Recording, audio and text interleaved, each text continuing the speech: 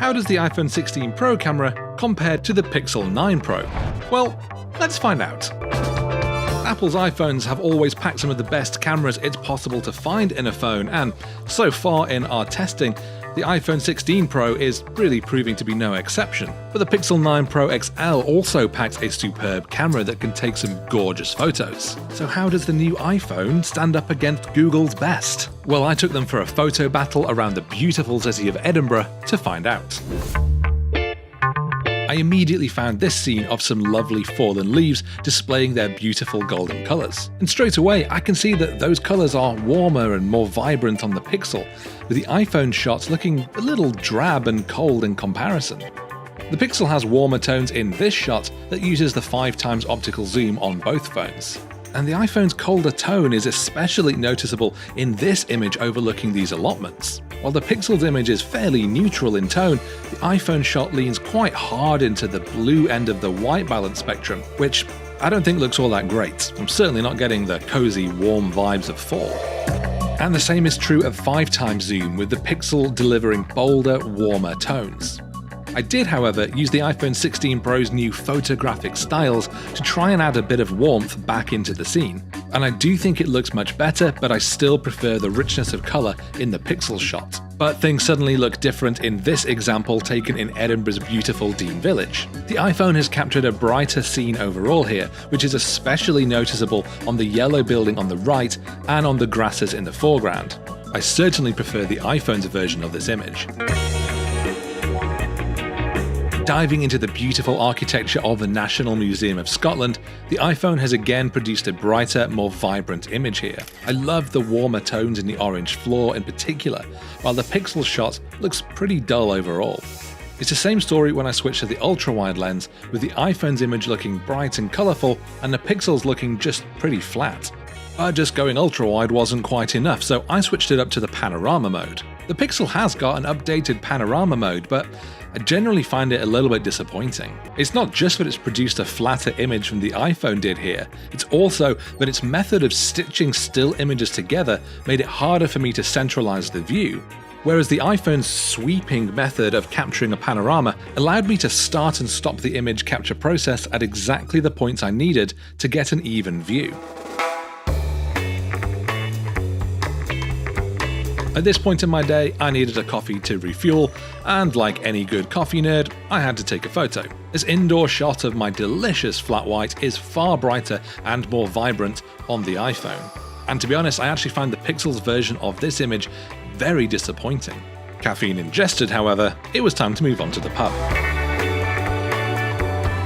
There's slightly less to separate these two shots taken inside one of Edinburgh's many old pubs, but the Pixel has a more even exposure with less of a highlight on the barrel. However, the tones and contrast look better on the iPhone, especially in the flagstone flooring, which really pops in the iPhone's image. And I'm not just going to sit in a pub not drinking, so I got a pint. And it was photographed well by both phones, with a slight magenta shift on the Pixel. There's more background blur, or bokeh as photographers call it, in the iPhone shot, which makes it the more pleasing image to my eye, but there's really not much in it. And then I was off to a different pub, because why not make a phone test into a pub crawl? And this one just happened to be full of punters enjoying an afternoon of live folk music. The iPhone shot of the players has better colours overall, but the Pixel just has the edge when it comes to sharpness. Zooming in on this beer tap in the dimly lit room, the iPhone's image is noticeably brighter and sharper than the Pixel's. Toward the end of the day, it was time for dinner, so I left the pub and headed instead to this vibrant indoor street food market. The Pixel's image here overall is slightly brighter than the iPhone's, but that isn't the whole story. Zooming right in, we can also see that the Pixel has totally blown out this neon sign, reducing it to just a blank white square. The iPhone has done a much better job of balancing its highlights, keeping the sign perfectly under control. But then, the person's hair in the foreground looks a little brighter and sharper on the Pixel. Yet zooming into a different part of the same scene, it's clear that the iPhone has made this person's shirt and hair much sharper than the Pixel was able to do. So overall, it does feel like a victory for the iPhone, but it really is quite close here. But this one wasn't a close call for me. The Pixel's night mode has artificially brightened the shadows so much in this street scene, but it makes the whole image look quite unnatural. The iPhone, meanwhile, has maintained much more natural shadows, along with more subtle tones in the sky, making its shot the clear winner for me. The iPhone takes an easy win here too. The Pixel has pulled back the highlights to a ridiculous extent in its image, making the usually bright and vibrant ESF sign and the lights in the windows on the left look just plain weird. The iPhone has captured this scene much more evenly. I don't love the lens flare on the iPhone shot, but that does look a little bit more like it might have just been a slight smear on the lens than actually just lens flare. I was quite a few beers in at this point, so maybe I just hadn't cleaned it quite as effectively as I should have. Switching to the ultra-wide lens indoors, the Pixel shot has the better colours, but its shot is downright blurry compared to the iPhone shot. A disappointing performance from the Pixel here. But Google's phone did redeem itself to an extent. I prefer the warmer glow the Pixel has captured on the window lights in this image, although the iPhone shot is marginally sharper on the chalkboard sign on the right. Overall, I probably have to just about give this to the Pixel. But I definitely prefer the iPhone in this zoomed-in nighttime shot. It's kept the bright sign under control, allowing it to appear as a rich yellow, rather than the washed-out near white in the Pixel's version. The Pixel shot is a little bit sharper though, with more detail in some of the fine areas.